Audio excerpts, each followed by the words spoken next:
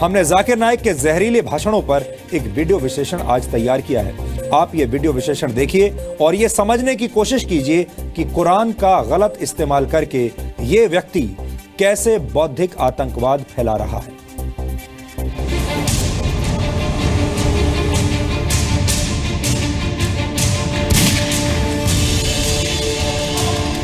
जो Osama bin Laden को आतंकी नहीं मानता, If he is terrorizing the terrorist, if he is terrorizing America, the terrorist, biggest terrorist, I am with him. जो सभी मुसलमानों को आतंकी बनने की सलाह देता है, Every Muslim should be a terrorist. The thing is that if he is terrorizing a terrorist, he is following Islam.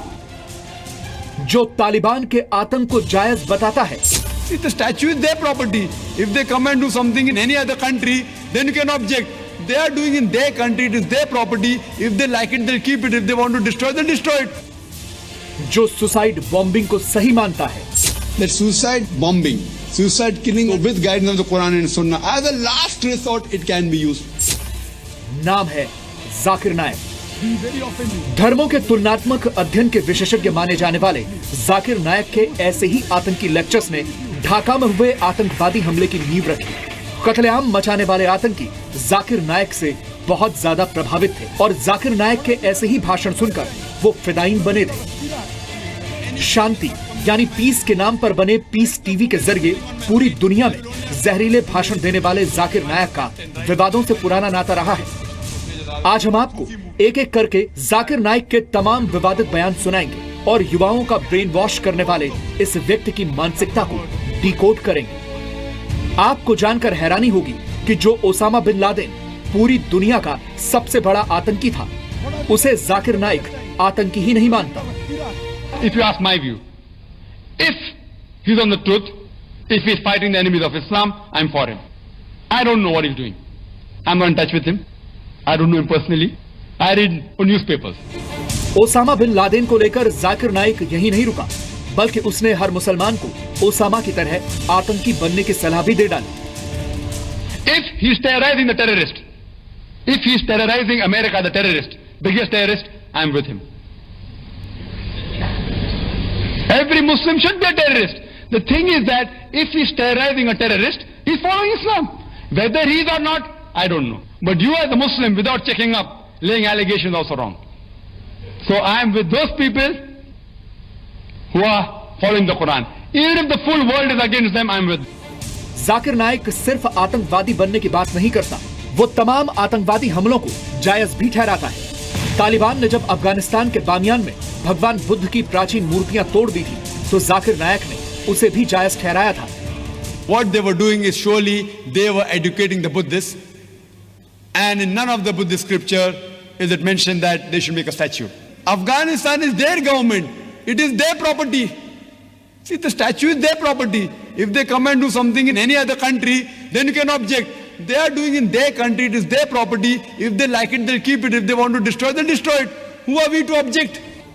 Osama bin Laden और तालिबान के साथ साथ फिदायीन हमलों का जिक्र करना भी जरूरी है, क्योंकि जाकिर नाइक ने अपने कुतर्कों से सुसाइड बॉम्बिंग को भी जायज बताने की कोशिश की है। ये एक जहरीली खुराक है जिसके दम पर ISIS जैसे आतंकवादी संगठनों का धंधा चलता है। The scholars are divided. Some group of scholars say that under any circumstances suicide bombing is haram. Like Sheikh Nasir al-Albani, Sheikh Uthaymeen, Sheikh bin Baz, all these three great stalwarts who expired recently, all of them say that suicide bombing, suicide killing under any circumstances is haram. But there are other scholars like Sheikh Salman Auda, he is mashallah one of the great scholars of this time. He says that if under normal circumstances it's haram. But if the situation demands, like in Palestine, every day they are being killed and thousands are being killed throughout the year. So it is rather that they have to fight in self-defense, and if they know that they use an attack in which the chances of dying are there, and if they really cause a damage to the opponent, as a last resort with guidance from a scholar who has not that one individual person gets up in the night and says, okay fine, I'll go out. So with guidance of the Quran and Sunnah, as a last resort it can be used. As a last resort it can be used, and I do agree with Sheikh Salman Auda. Hope that answers the question. आप जरूर ये सोच रहे होंगे कि जाकिर नाइक को भारत में ऐसे आतंकी लेक्चर देने की खुली छूट क्यों मिली हुई है, लेकिन अभी आगे और सुनिए। ज्यादातर मुस्लिम धर्मगुरु मानते हैं कि मुसलमानों को वंदे मातरम नहीं बोलना चाहिए, लेकिन जाकिर नाइक इसे हिंदुओं के लिए भी हराम बताता है। Before answering that, I would like to tell you that even the Hindus, even they should not say Vande Mataram. Because if you know the song written by Bankim Chattopadhyay, Vande Mataram means I bow down to my motherland, Vande Mataram. It occurs thrice in the full song. And as I mentioned earlier, according to the Veda, it's clearly mentioned in Yajurveda, chapter number 32, verse number 3, and Svetasvatara Upanishad, chapter number 4, verse number 19, Na tasya pratima asti. Of that God, there is no pratima, there is no image, there is no photograph, there is no picture, there is no portrait, there is no sculpture, there is no idol. So where is the question of worshipping the land? So any Hindu who has knowledge of his Veda will never agree with Vande Mataram. If he does not know his scripture, he may say it. वेद, उपनिषद, कुरान और Bible का उदाहरण देकर जाकिर नाइक अपने कुतर्क देता है। इन कुतर्कों के आधार पर जाकिर नाइक हिंदुओं को गोमांस खाने की सलाह भी दे चुका है। अल्लाह ताला फरमाते सूरह नहल में सूरह नंबर 16 आयत नंबर 5 में कि आप कैटल का गोश्त खा सकते हैं।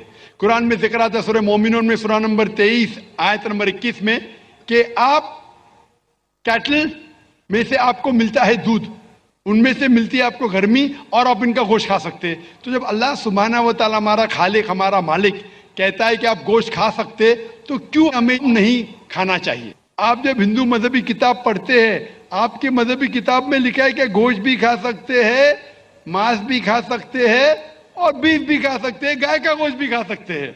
आप जब पढ़ेंगे मनुस्मृति चैप्टर नंबर 5 अध्याय नंबर 5 श्लोका नंबर 30 में लिखा है कि अगर खाने वाले जानवर, अगर खाने वाले मखलूक उस चीज को खाती है जो खाने वाले जानवर है, तो आप कोई गुनाह नहीं कर रहे, क्योंकि ईश्वर ने कुछ मखलूक को बनाया है खाने के लिए और कुछ मखलूक को खा जाने के लिए।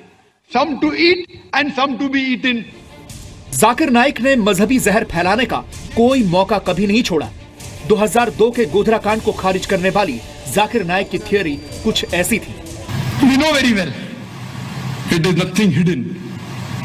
It's an open secret that this train, the bogie that was burned, according to forensic reports, according to circumstantial evidence, it says that the coach was burnt from inside.